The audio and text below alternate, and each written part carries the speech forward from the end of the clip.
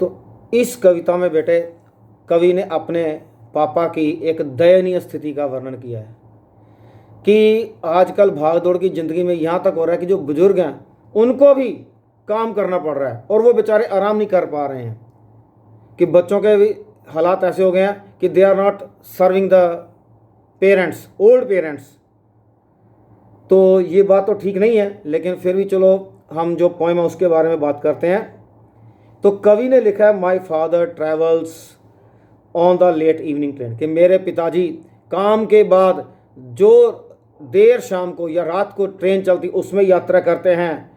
Standing among the silent commuters in the yellow light, yellow light जब पुराने पीले bulb जलते थे ना पुराने अंधेरे वक्त, उस वक्त कहा गया अंधेरा हो चुका है, शाम ढल चुकी है, लाइट जल चुकी है।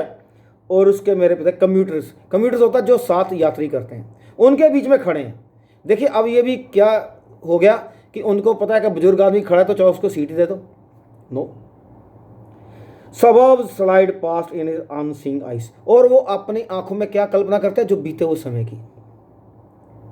His shirts and pant are soggy and his black raincoat, और उनके बारिश को दिन होता है क्योंकि जो कई बार खासतौर से समुद्री एरिया होता है उसमें कोई पता ही बारिश कब हो जाए। तो कहता है कि उसके जो या पसीने का हम कह सकते हैं कि उसकी शर्ट भी गीली है, पैंट भी गीली है। His black raincoat is full of mud stains, अब वो कई कीचड़ में निकले होंगे पैदल, तो जो कीचड़ के धब्बे थे वो उनके रेन कोट बरसाती पर भी पड़ गए। His bag is fully packed with books, फिर भी पुराने लोग थे, पढ़ने का शौक था कईयों को, तो उनके क्या था, बैग में पूरी तरह क्या थी, किताबों से भरा हुआ था। It appears it will soon be torn into pieces, और बैग की कंडीशन इतनी बुरी थी लगता था अभी इसके फटकर कई टुकड़ों में बट जाएगा। And his eyes dimmed by age, और उम्र के कारण क्या था, उनकी जो नज़र थी वो भी कमज़ोर हो गई थी। Fade homeward through a humid monsoon night, फिर भी बारिश के दिनों में थके हुए वो अपने घर में की ओर चलते हैं। No I can see him getting off the train, अब स्टेशन आ गया तो क्या अब मैं उन्हें रेल से उतरते देखता हूँ। Like a word drop from long sentence, वो ऐसे उतरे जैसे लंबे से वाक्य, लंबे से सेंटेंस में से कोई एक शब्द निकला हो।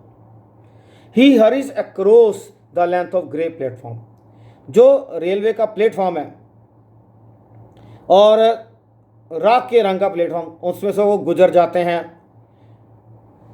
Crosses the railway line enters the lane, और फिर रेलवे की लाइन को क्रॉस पार कर जाते हैं और अपनी गली में पहुंच जाते हैं। His chappals are sticky with mud, और उनकी चप्पलों को भी कीचड़ लग चुका है। फिर बट ही हरीज ऑनवर्ड, लेकिन फिर भी वो आगे चलते जाते हैं। Home again I see him drinking weak tea, और अब ज़्यादा तेज चाय नहीं पीते तो वो हल्की चाय पीते हैं। ईटिंग ए स्टेल चपाती, इतना काम करने के बाद क्या खाते हैं वो, बासी हुई चपाती। रीडिंग ए बुक, फिर वो किताब पढ़ना शुरू कर देते हैं। He goes into toilet to contemplate, और फिर विचार करते करते वो टॉयलेट चले जाते हैं। Man's estrangement from a man made world, और अब एक तरह से उनको वैराग्य, काम किया परिवार के साथ, कोई बैठे नहीं, गपशप हुई नहीं, हंसी मजाक हुआ नहीं, तो एक वैराग्य है ना, सन्यासी है ना। Coming out it trembles in the sink, फिर वो एक तरह से, क्योंकि जब हो जाता है तो हाथ में थोड़ा थोड़ा कांपने भी शुरू हो जाते हैं, तो फिर वो ताले सिंक वॉश बेसन पर जाते हैं।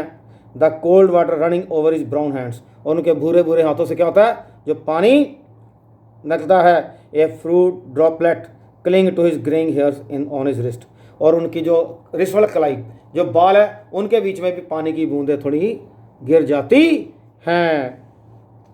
His sullen children have often refused to share, sullen निकम्मे, उचाट निकम्मे बच्चे, और वो उनके साथ कोई बात करते ना, कोई उनके साथ हंसी मजाक, अपनी ज़िंदगी के रहस्य, कोई चुटकुले, कोई सांझ नहीं।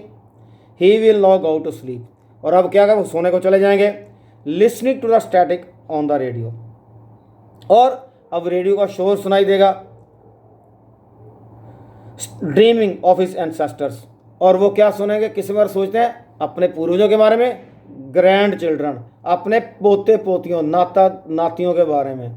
देखिए बुजुर्ग कहते हैं मूल से ब्याज प्यारा, अपने बच्चों को कोई चाहे कम प्यार करे, लेकिन अपने नाती नातियों पोता पोतियों को हमेशा ज़्यादा प्यार करता है, उनके बारे में सोचता है। ऑफ नोमैड्स एंटरिंग सब continent through a narrow pass.